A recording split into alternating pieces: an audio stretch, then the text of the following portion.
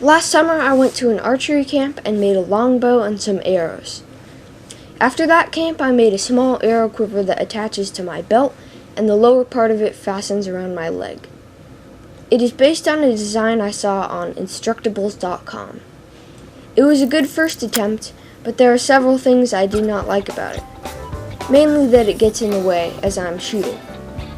Later in the summer I watched a number of the 1950s TV show Adventures of Robin Hood, which I found on YouTube.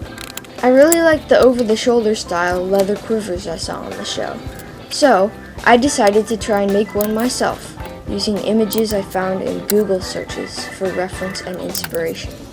I want to give a big thank you to Abdul from Oregon Leather Company for his support on this project. If you are in the Portland area, stop into Oregon Leather and check out their shop. They have a great selection of leather, hardware, and tools. Here we go.